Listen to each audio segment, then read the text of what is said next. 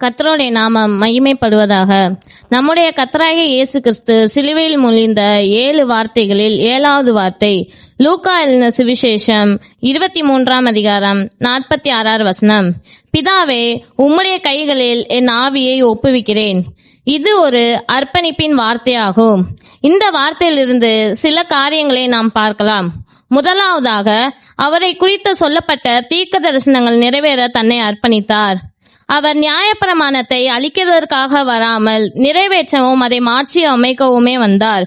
இவரை குறித்து பழைய ஏற்பாட்டில் 110 தீர்க்க தரிசனங்கள் மனுக்குள்ள ரட்சிப்புக்காக இயேசுவை குறித்து கூறப்பட்டுள்ளன என வேத ஆராய்ச்சியாளர்கள் சொல்கின்றனர். சங்கீதம் எழுதின புஸ்தகம் 31ஆம் அதிகாரம் 5ஆம் வசனத்தில், உமது கைகளில் என் ஆவியை ஒப்புவிக்கிறேன், சத்திய பரனாகிய கர்த்தாவே, நீர் என்னை மீட்டுக் கொண்டீர் என்ற வசனத்தின்படி அவர் தன்னைத்தானே தாழ்த்தி ஒப்புவிக்கும் போது நமக்கு மீட்பு கிடைக்கிறது. இரண்டாவதாக, பிதாவோடு தன்னை ஐக்கியம் கொள்வதற்காக தன்னை அர்ப்பணித்தார். எப்படி எனில், தேவகுமாரனானவர் மனுஷகுமாரனாயிருந்து அன்பிலும் கீழ்ப்படிதலிலும் சகிப்புத்தன்மையிலும் பொறுமையிலும் தாழ்மையிலும் நமக்கு முன்மாதிரியாக தன்னை ஒப்புவித்தார்.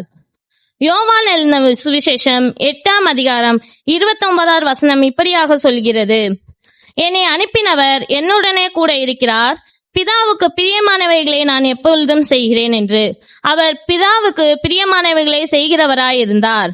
யோவான் எழுதின சுவிசேஷம் 4ஆம் அதிகாரம் 34ஆம் வசனம் இப்படியாக சொல்கிறது, நான் என்னை அனுப்பினவருடைய சித்தத்தின்படி செய்து அவருடைய கிரியையை முடிப்பதே என்னுடைய போஜனமாய் இருக்கிறது என்றார். அவருடைய சித்தத்தின்படி செய்கிறவராய் அவர் காணப்பட்டார். அது மாத்திரமல்லாமல் 1 கொரிந்தியர் எழுதின புஸ்தகம் 13ஆம் அதிகாரம் 7 மற்றும் 8ஆம் வசனத்தில், அன்பு சகலத்தையும் தாங்கும், சகலத்தையும் விசுவாசிக்கும், சகலத்தையும் நம்பும், அன்பு ஒரு காலம் ஒழியாது என்ற வசனத்தின்படி அவர் தேவனுடைய அன்பை வெளிப்படுத்துகிறவராகவும் தேவனுடைய ஐக்கியத்தை ஏற்படுத்துகிறவருமாக இருந்தார். அது மாத்திரமல்லாமல் அவர் மரணத்தை ஜெயிப்பதற்காக தன்னை முழுமையாய் அர்ப்பணித்தார். ஆதி பெற்றோர் செய்த பாவத்தின் நிமித்தம் மரணம் மனிதனை ஆண்டு கொண்டது. இந்த மரணத்திலிருந்து நம்மை மீட்க தேவன் மனித சாயலாக வந்தார். ஏசாயா எழுதின புஸ்தகம் 53ஆம் அதிகாரம் 4ஆம் வசனம் இப்படியாக சொல்கிறது, மெய்யாகவே அவர் நம்முடைய பாடுகளை ஏற்றுக்கொண்டு நம்முடைய துக்கங்களை சுமந்தார். அவர் நம்முடைய பாவங்களையும் சாபங்களையும் ஏற்றுக்கொண்டு நம்முடைய துக்கங்களை சுமந்தவராக நமக்காக மரித்து 3ஆம் நாள் உயிரோடு எழுந்தார். 1 கொரிந்தியர் 15ஆம் அதிகாரம் 55 சொல்லப்படுகிறது, மரணமே உன் கூரெங்கே, பாதாளமே உன் ஜெயமெங்கே என்ற வசனத்தின் நிமித்தம் சாவின் கொடுக்கை உடைத்தவராய் சாவின் அதிபதியாகிய சாத்தானை ஜெயித்து வெளிப்படுத்தல் 1:18 சொல்லப்பட்டது போல மரணத்துக்கும் பாதாளத்துக்கும் உடைய திறவுக்குலை உடையவராய் இன்றும் ஜீவிக்கிறார்.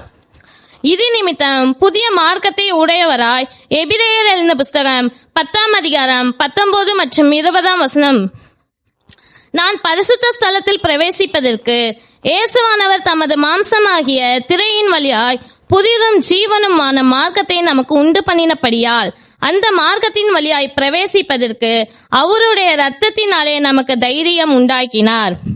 ஆசாரியர் மாத்திரம் பிரவேசிக்க வேண்டிய சூழ்நிலையை மாற்றி திரைசிலையை 2ஆக கிழித்து எல்லோரும் இவர் மூலமாய் பிரவேசிக்கும் ஸ்லாக்கியத்தை பெற்றோம். முந்தின ஆதாமின் நிமித்தம் மரணம் நம்மை ஆண்டு கொண்டது. பிந்தின ஆதாமாகிய இயேசு கிறிஸ்துவின் நிமித்தம் மூலமாய் நமக்கு மீட்பு கிடைத்தது. எப்படி எனில், ஒரு மனிதனின் நிமித்தம் பாவம் நம்மை ஆண்டு கொண்டது, ஆனால் இயேசு கிறிஸ்துவின் நிமித்தம் நமக்கு மீட்பு கிடைத்தது. 1 யோவான் 1ஆம் அதிகாரம் 7ஆம் வசனம் இப்படியாக சொல்கிறது, இயேசு கிறிஸ்துவின் ரத்தம் சகல பாவங்களையும் நீக்கி நம்மை சுத்திகரிக்கும் என்ற புதிய மார்க்கத்தை நமக்கு உண்டு பண்ணினார். மூன்றாவதாக, இவற்றின் மூலமாக பிதாவின் சித்தத்தை செய்ய தன்னை முழுமையாய் அர்ப்பணித்தார். ஆதியாகமம் 3ஆம் அதிகாரம் 15ஆம் வசனம் இப்படியாக சொல்கிறது, உனக்கும் ஸ்திரீக்கும் உன் வித்துக்கும் அவள் வித்துக்கும் பகையை உண்டாக்குவேன், அவர் உன் தலையை நசுக்குவார், நீ அவர் குதிங்காலை நசுக்குவாய் என்றார். இது நிமித்தம் பிதாவின் சித்தத்தை நிறைவேற்றினார். ஏசாயா 53:6-7-8 இப்படியாக சொல்கிறது: நாம் எல்லோரும் ஆடுகளைப் போல வழி தப்பித் திரிந்தோம், அவனவன் தன் தன் வழியிலே போனோம். கர்த்தரோ நாம் எல்லாருடைய அக்கிரமத்தை அவர் மேல் விழப்பண்ணினார். அவர் நெருக்கப்பட்டும் ஒடுக்கப்பட்டும் இருந்தார், ஆனாலும் தம்முடைய வாயை அவர் திறக்கவில்லை. அடிக்கப்படும்படி கொண்டு போகிற ஒரு ஆட்டுக்குட்டியைப் போலவும், தன்னை மயிர் கத்திருக்கிறவனுக்கு முன்பாக சத்தமிடாதிருக்கிற ஆட்டை போலவும் அவர் தம்முடைய வாயை திறவாதிருந்தார். இடுக்கணிலும் நியாய தீர்ப்பிலும் இருந்து அவர் எடுக்கப்பட்டார். அவருடைய வம்சத்தை யாராலும் சொல்லி முடியும்? ஜீவனுள்ளவருடைய தேசத்திலிருந்து அற்புட்டு போனோம். என் ஜனத்தின் மீறுதலின் நிமித்தம் அவர் வாதிக்கப்பட்டார். கெத்செமனே தோட்டத்தில் பாடுகளை குறித்து வியாகுலப்படுகையில், என் சித்தம் அல்ல உம் சித்தத்தின்படி ஆக கடவது என்று தன்னை முழுமையாக அர்ப்பணித்தார். பிதாவின் சித்தத்துக்கு தன்னை முழுமையாக அர்ப்பணித்ததின் நிமித்தம் இவர் பாடுபட வேண்டியது பிதாவின் சித்தமாய் இருந்தது. தன்னை முழுமையாய் அவர் அர்ப்பணித்ததின் நிமித்தம் பிதா எல்லா அதிகாரத்தையும் அவர் கைகளில் ஒப்புவித்தார். ஆகவே நம்மளுடைய வாழ்க்கையில் நாம் அர்ப்பணிக்காமல் இருந்தோமானால் நாம் ஜெயம் பெற முடியாமல் இருக்கிறோம்.